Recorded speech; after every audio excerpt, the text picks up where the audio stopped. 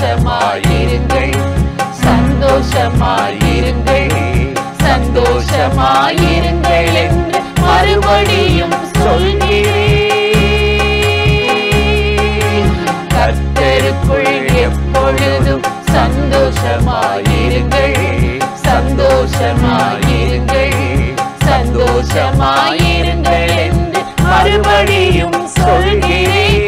எதை நினைத்தும் கலங்காமல் தேவனிடம் சொல்லுங்கள், எதை நினைத்தும் கலங்காமல் தேவனிடம் சொல்லுங்கள்.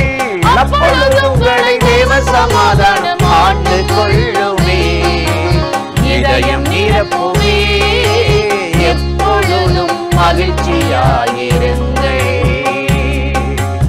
இடைவிடாமல் ஜெபம் பண்ணுங்கள், எப்பொழுதும் மகிழ்ச்சியாயிருங்கள்.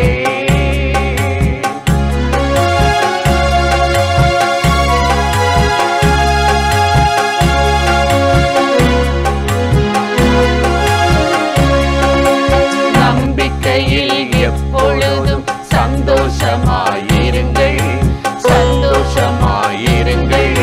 துன்ப வேளையில் பொறுமையாயிருங்கள்.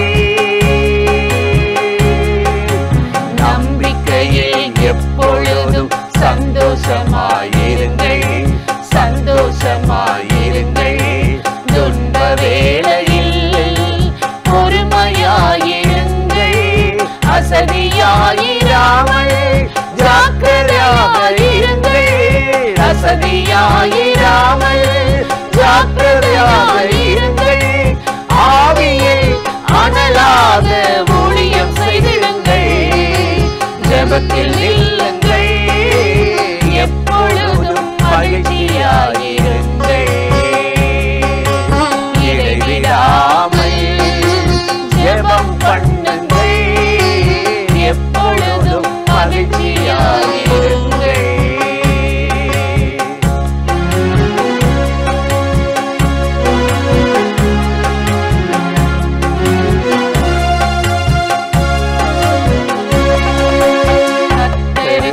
மகிழ்ச்சியாய் இருப்பதும் உங்கள் பலனே, இருப்பதும் உங்கள் பலனே. எது இல்லாமல் போனாலும் கர்த்தர் உங்கள் பலனே. கர்த்தருக்குள் மகிழ்ச்சியாய் இருப்பதும் உங்கள் பலனே, இருப்பதும் உங்கள் பலனே. எது இல்லாமல் போனாலும் கர்த்தர் உங்கள் பலனே. வெள்ளத்தாலியை கட்டி வழியை செவ்வாய்ப்படுத்தும் தேவனே, வெள்ளத்தாலியை கட்டி வழியை செவ்வாய்ப்படுத்தும் தேவனே. மான்கால்கள் போலாக்கி உயர் ஸ்தலத்தில் நிறுத்துவார், கவலை வேண்டாமே, எப்பொழுதும் மகிழ்ச்சியாயிருங்கள். இடைவிடாமல் ஜெபம் பண்ணுங்கள், எப்பொழுதும் மகிழ்ச்சியாயிருங்கள். இடைவிடாமல் ஜெபம் பண்ணுங்கள், என்ன நேர்ந்தாலும் நன்றி என்று சொல்லுங்கள், என்ன நேர்ந்தாலும் நன்றி என்று சொல்லுங்கள். இதுவே உங்களை குறித்து அவரின் சித்தமே, தேவ சித்தமே, எப்பொழுதும் மகிழ்ச்சியாயிருங்கள். இடைவிடாமல் ஜெபம் பண்ணுங்கள், எப்பொழுதும் மகிழ்ச்சியாயிருங்கள். பிரியமானவர்களே, ஆண்டவராகிய இயேசுவின் நாமத்தினாலே இந்த காலை நேரத்தில் இயேசுவை தினம் பார்ப்போம் என்ற இந்த நிகழ்ச்சியின் மூலமாக உங்களை சந்திப்பதில் மிகுந்த மகிழ்ச்சி அடைகிறேன். இந்த காலையில் ஆண்டவர் நம்மளை கிருபையாலே, நன்மையாலே, இரக்கத்தினாலே முடிசூட்டி நம்மளை எவ்வளோ அருமையாய் அற்புதமாய் நடத்துகிறார். இன்றைக்கும் ஒரு வசனத்தை உங்களுக்கு ஞாபகப்படுத்தி சில காரியத்தை சொல்லி ஜெபம் பண்ணுவது நல்லது என்று உணர்ந்தேன். 103ஆம் சங்கீதம் 4வது வசனம் சொல்லுகிறது, உன் பிராணனை அழிவுக்கு விலக்கி மீட்டு உன்னை கிருபையினாலும் இரக்கங்களினாலும் முடிசூட்டுவார். எவ்வளோ ஒரு அருமையான ஸ்தோத்திர ஜெபத்தை, மேன்மையான ஜெபத்தை மோசே சொல்லுகிறார் பாருங்க. உன் பிராணனை அழிவுக்கு விலைக்கு காக்கிறவரா. நம்ம ஆண்டவர் மாதிரி நம்ம ஜீவனை அழிவுக்கு விலைக்கு காக்கிறவர் உலகத்தில் யாருமே இல்லை. இதை சாப்பிட்டீங்கன்னா ஹார்ட் அட்டாக் வராது. இந்த இந்த இந்த மாதிரி டாக்டர் அட்வைஸை கடைப்பிடிச்சிங்கன்னா, உணவு பழக்கத்தை மாட்டினீங்கன்னா எந்த வியாதியும் வராது.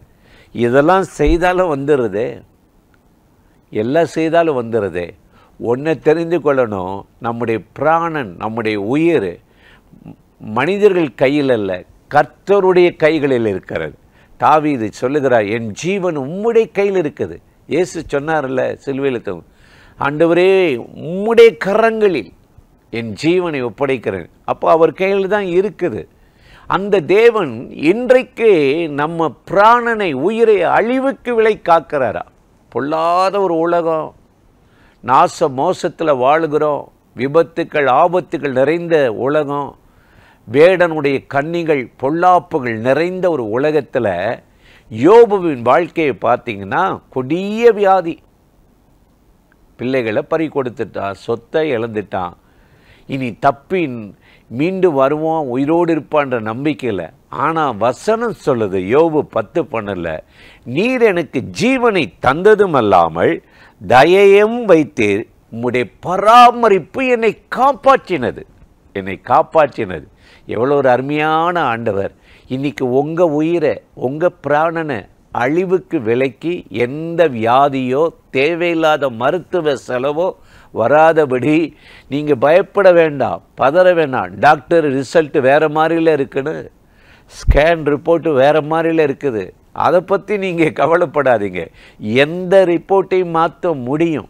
ஒன்று தெரிஞ்சுக்கணும், உங்கள் மேலே ஒரு தேவ திட்டம் இருந்துச்சுன்னா, உங்கள் மேலே தேவ சித்தம் இருந்துச்சுன்னா, சாத்தான் உங்களை எப்படியாவது அழிக்கவும் முடக்கவும் முயற்சிப்பான். இயேசு பிறந்த போது பார்த்தீங்கன்னா ஏரோதை சாத்தான் தூண்டி விட்டான். ஏனென்றால் யூதருக்கு ராஜா போட்டியாக பிறந்திருக்கிறான்னு சொல்லி அந்த யூதேயா தேசம் முழுவதிலையும் என்ன நினைச்சு தெரியுமா, 2 வயசு கீழே இருக்கிற ஆண் பிள்ளைகள்லாம் வெட்டி விடுங்க, கொன்றுங்க, அழிச்சிருங்க. இதே தான் யாத்திராகமம் 4:19 பார்க்குறோம். மோசே பிறந்தபோது எல்லாரையும் அழிச்சிடணும், கொன்றணும் சொன்னாங்க.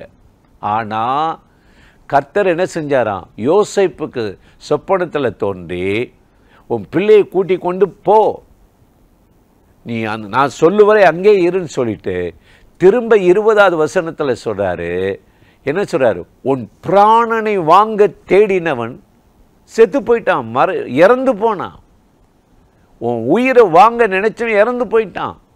பிள்ளையை கூட்டி கொண்டு யூதேயாவுக்கு போன்னு சொல்லி இயேசுவை எவ்வளோ அற்புதமாக குழந்தையாக இருக்கும்போது பாதுகாத்தார். அந்த ஆண்டவர் இன்றைக்கி உங்கள் குடும்பங்களை காப்பார், உங்கள் பிள்ளைகளை காப்பார், உங்கள் உடைமைகளை காப்பார். உங்கள் பிரயாணத்தில் அது ட்ரெயினாக இருக்கட்டும், விமானமாக இருக்கட்டும், 2 வீலராக இருக்கட்டும், 4 வீலராக இருக்கட்டும். சமீபத்தில் ஒரு விபத்தில் தப்புவிக்கப்பட்ட ஒரு வாலிப மகள் சொன்னார், நான் ரொம்ப ஒழுங்காக தான் போனேன், கரெக்டாக தான் போனேன் அம்மா. நம்ம ஒழுங்காக போகிறோம், எதிர்வர்றவன் எப்படி வரான்னு தெரியாது, அவன் குடிச்சிட்டு வரானா, போதையில் வர்றானா, அல்லது என்ன நிலவரத்தில் டென்ஷனில் வரானான்னு தெரியாது. அதனால் நம்ம ஜெபம் பண்ணணும், ஆண்டவன் நம்மளை பாதுகாப்பார், நம்ம பிராணனை அழிவுக்கு விலைக்கு காப்பார். அதுக்கப்புறம் அப்படி ஜெபம் பண்ணிட்டு போனால் கர்த்தருடைய சமூகம் முன் செல்லும், பாதுகாப்பு முன் செல்லும். உன் கால் கல்லில் மோதாதபடி தூதர்களுக்கு ஆண்டவர் கட்டளையிடுவார் என்று வேதம் சொல்லுகிறது. எனக்கு அருமையான சகோதர சகோதரிகளே, இன்றைக்கு இந்த காலை நேரத்தில் ஆண்டவருடைய சமூகத்தில் கூடியிருக்கிறோம். அவரே நம் பிராணனை, நம் உயிரை அழிவுக்கு விலக்கி நல்ல சுகத்தையும் பலத்தையும் தந்து பாதுகாத்து நடத்துவார். எரேமியா வாழ்க்கையை பார்த்தீங்கன்னா அவர் ஒரு உண்மையான தீர்க்கதரிசி. ஆண்டவர் சொல்கிறத அப்படியே சொல்லுவார். நீ சாவனா சாவ, நீ பாவம் செய்கிறனா பாவம் செய்கிற, பயப்பட மாட்டார். இது நிமித்தம் அவர் மேலே எல்லாருக்கும் கோபம். அவரை அடித்து சிறைச்சாலையில் போட்டு பாலடைந்த ஒரு கிணற்றில் சகுதியில் தள்ளி எத்தனையோ வருஷங்கள் உயிருக்கு போராட்டம். ஆனால் ஆண்டவர் பாருங்க, எரேமியா 45:5 உன் பிராணன் உனக்கு கிடைத்த கொள்ளை பொருளாக இருக்கும். கொள்ளை பொருளை பங்கிடுவது போல ஆண்டவர் அவருடைய உயிரை அழிவுக்கு நீங்களாக்கி உயர்த்தினாராம். நன்மையாலும் இரக்கங்களினாலும் முடிசூட்டினாராம். அந்த தேவன் இன்னைக்கு உங்க பிராணனை மீட்டு அத்தோட விட்டுற மாட்டார். நன்மையாலே நிரப்புவார், கிருபையாலே இரக்கங்களாலே முடிசூட்டுவார். அதனால தான் கர்த்தருடைய வேதம் ரொம்ப அருமையாக சொல்லுது. புலம்பல் 3ஆம் அதிகாரம் 58 என் ஆத்துமாவின் வழக்கை நீர் நடத்தினே, என் பிராணனை மீட்டு கொண்டீர், என் உயிரை அழிவின் விளிம்பிலிருந்து மீட்டு கொண்டீர் என்று எரேமியா பாடினது போல இன்றைக்கு இந்த காலை நேரத்தில் பிராணனை மீட்டு கொண்டு பாதுகாத்தது மட்டுமல்ல, நன்மையாலே நிரப்பப் போகிறார், இரக்கங்களினாலே முடிசூட்டப் போகிறார். வருகிற நாட்கள் உங்களுக்கு நிறைவேறாத காரியங்கள், நன்மைகள் நிறைவேறும்படி கிருபையின் வாசலை திறந்து இந்த நாளில் கர்த்தர் அற்புதமாய் உங்களை நடத்தப் போகிறார். அந்த தேவாதி தேவனை நோக்கி நாம் இப்பொழுது ஜெபிக்கலாமா? அன்பும் இரக்கமும் கிருபையும் நிறைந்த நல்ல ஆண்டவரே, இந்த ஆசீர்வதிக்கப்பட்ட நாளுக்காக, நேரத்துக்காக, கிருபை இரக்கங்களுக்காக உமக்கு நன்றி செலுத்துகிறோம்.